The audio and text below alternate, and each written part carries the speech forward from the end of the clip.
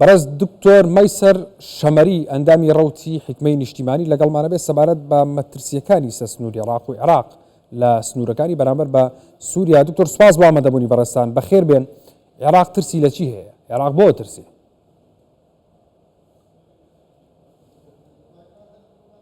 شكرا لك، تحية طيبة لجنابك الكريم. لبرستان و بینەرانتان بەدڵنیاییەوە لەبارەی مەترسیەکان و ئەوانەی کە لەسەر سنووری عێراق سووریا بوونیان هەیە یاخود ئەو هێڵە سنووریەی لە نێوانە وڵاتە بوونیان هەیە. ئێستا گفتوگۆی لەبارەیەوە دەکرێت مەترسی لە سەرای دەکرێت ئەم سنوورە ببەزێندرێت یاخودە و هێڵە سنووریەی کە لە نێوانە وڵاتەی لەلایەن گروپە سەکداریەکان و ڕێکخراوە تیرۆریستیەکانی وەک داعش. بەڕێز حەکیم بە ڕاشکاوانە گوتی بە وەڵامی زۆر ڕاشکاوانە و لۆژیکیانە ئەو هێڵە سنووری لە نێوان عێراق و سووریا هەیە، پارێزراوە، بەهێزە، خەندەقی لێدراوە، جگە لەمەش دیواری کۆنکریتی لێ جێگیر کراوە لە نێوان ئەو دوو وڵاتە، جگە لەمەش هێزێکی زۆر لەو ناوچێ جێگیر کراوە. دەکرێت پاسەوانی سنوور بێ یا سوپا بێت لایەنی هێزی دیکەشی لەگەڵا وەک فرقەی نوێمی زرێپۆش لە سنوور جێگیر کراوە. هەروە دامەزراوەی سەربازی ئامادەباشی خۆی زیاتر کرد. بەڕێز حەکیم ڕاشکاوانە باسی لەوەش کرد لە پارێزگای دیالە و لە پارێزگای کەرکووکیش پەیامی خۆی نارد. ئەو ئامادەباشیە و پتەوبوونە لە ناوچە سنووریەکان زۆر ڕێکە، هەروە ئەمنیەتی پارێزراوە. پشتیوانی لەم جۆرە پتەوکردنە دەکەین بۆ سەقامگیری سیاسی لە نێو هاوکێشەی سیاسیش. عێراق پارێزراون. دکتۆر عێراق لە چیە ترسی؟ ترسی لە چی هەیە؟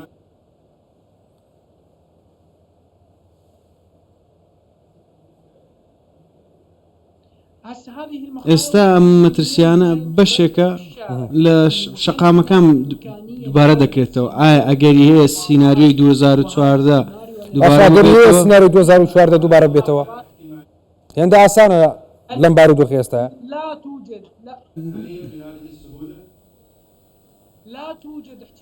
هیچ ئەگەرێک نییە یاخود لێکدانەوەیەکی بۆ نییە، چونکە لە سەرەتا عێراقی 2014 عێراقی 2024 نیە، جیاوازە. ساڵی 2014 ناسەقامگیریەکە بوو، کێشە هەبوو لە نێوان پارێزگاکان و هاوڵاتیان کە لەو پارێزگایانە نیشتە جێ بوون باز لە پارێزگاکانی باکووری عێراق و ناوەڕاستی عێراق دەکەن. هەروە سەرکردایەتی ئەمنی و سیاسی یاخود ئەوانەی بڕیار بەدەست بوون کێشەیان هەبوو، بەڵام ئێستا جۆرێک لە سەقامگیری سیاسی هەیە، متمانەیەکی زۆر لە لێوان هاوڵاتیان و دامەزراوەی سەربازی هەیە. جگە لەمەش لەو ماوەیە لە 2014 و 2024 ئێستا دەبینین لە 2014 هەندێک شوێن هەبوو ئەو گروپە تیرۆریستیانە خۆیان لێ حەشاردا بوو، بەڵام ئێستا لە پارێزگاکانی عێراق ڕێگە نادەن هیچ شوێنێکە بێت ئەو گروپە تیرۆریستیانە خۆیان تێدا حەشار بدەن. دکتۆر مەترسیەکە باشە، مەترسیەکە تەنیا لە دەرەوەی عێراقە لەسەر سنوورەکانیەتی یان لە ناوخۆی عێراقیش هەیە؟ بۆ نمونە هەر ئەمڕۆ وەڵگەیەکی داعش لە کەرکووک بردومان کراوە.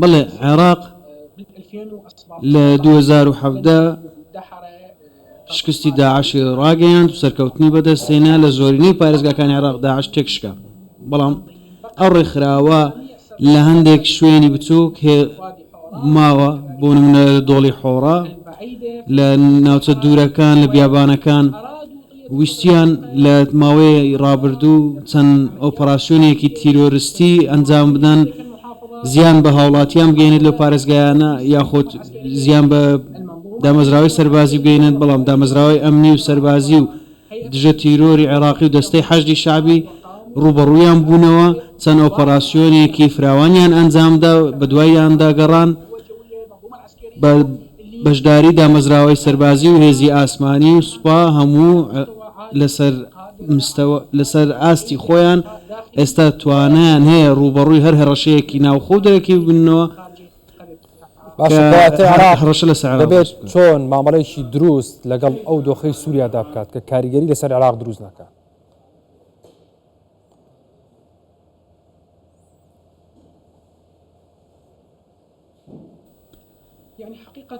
لە ڕاستیدا ئەمڕۆ ئەو هێزە سیاسیانەی لە عێراق بوونیان هەیە ئەوانەی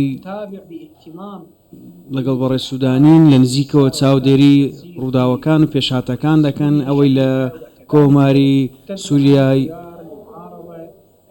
ڕوودەدات یاخود بڕیارەکانی ئۆپۆزیسیۆن کە هەوڵی داوا دۆخی سووریا ڕێک بخاتەوە. ئایا ئەم ئۆپۆزیسیۆنێک کە ئێستا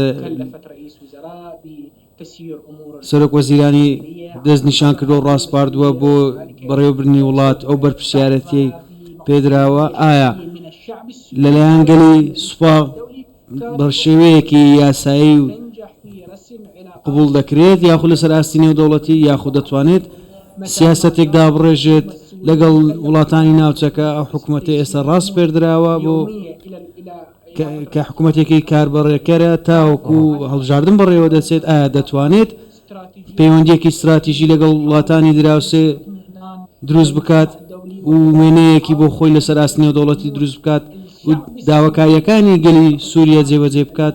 بڕام وایە ئەم حکوومەتە شەرعیەتی خۆی دەسەپێنێت و هەروەها دەتوانێت هەڵبژاردنیش بەڕێوە بوات گەلی سووریا هاوکەشەی سیاسی دەسەڵاتداری داهاتوو دەستنیشان بکەن. باشە دکتۆر پرسیاری جدی لە ئێستا ئەوەیە داواکرێ لە عێراقەوە کە هێزەکانی هاوپەیمانی سنوورەکانی عێراق بپارێزن. کەی ڕۆڵی هێزەکانی هاوپەیمانی نێودەوڵەتی لە عێراق کۆتایی دێت؟ لە کاتێکە ئێستا عێراق پێویستی بە هێزەکانی هاوپەیمانی نێودەوڵەتیە، ئەم تەسەوڕ و چوونە دەرەوەی هێزەکانی هاوپەیمانی کە پێویستە بڕۆنە دەرەوەی عێراق دەتوانێت خۆی پارێزێ بەم داواکاریانە سەفر ناکاتەوە؟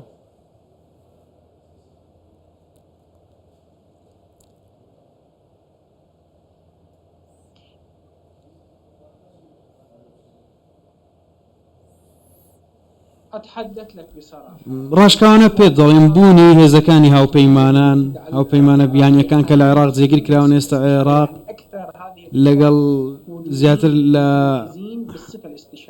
بە ناوی ڕاوێژکردن جێگیرکردن ئەگەر هیچ هێزێکی سەربازی بوونی هەبێت ئەم بوونە ئەم جێگیرکردنی ئەو هێزانە بە لەسەر داواکاری و بانگهێشتی گران عبادی بووە کاتێک لە 2014 بانگشتیانی کرد بۆی بەرەنگاری ڕێکخراوی داعشی تیرۆریستی بنەوە. ئەم ڕێکەوتنە لە نێوان عێراق و نەتەوە یەکگرتوەکان و کۆمەڵگەی نێودەوڵەتی ئەمریکا و ناتۆ واژۆ کراوە. ئەگەر بمانوێت باس لە هاوبەشیەکانی نێوان عێراق و ویلایەتە یەکگرتوەکانی ئەمریکا بکەین لە لایەنی بوونی سەربازی و ڕاوێژی، بەڵێ ڕێکەوتنی لەسەر کراوە کە ڕێکەوتنی چوارچێوەی استراتیژیە کە بە ڕێزمالکی داوای کرد بۆ ڕێخستنی هێزە بیانیەکان لە ناو عێراق بۆ ئەوەی یارمەتی عێراق بدات لە دژی ڕێکخراوە تیرۆریستیەکان و بەرزکردنەوەی توانای دامەزراوە سەربازیەکانی عێراق. هەر بۆیە ئەگەر بمانەوێت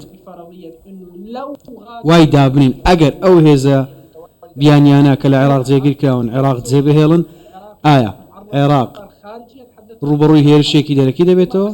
من دەڵێم دامەزراوەی سەربازی هێزە ئەمنیەکان و هێزی ئاسایشی نیشتیمانی سوپای ئاسمانی و دەستەی حەشدی شعبی هەمووان بتوانەیەکی زۆریان هەیە، ئەزمونێکی زۆر و قوڵیان هەیە جیاواز لە بەرەنگاربوونەوەی ڕێکخراوە تیرۆریستیەکان و دەتوانن بەرەنگاری تهدید هەر هەڕەشەیەک و مەترسیەک بنەوە. بەڕێز دکتۆر مەیسەر شەمەری ئەندامی ڕەوتی حکومەتی نیشتیمانی سوپاس بۆ ئامادەبوونی بەڕێستان دکتۆر بەخێر بێ.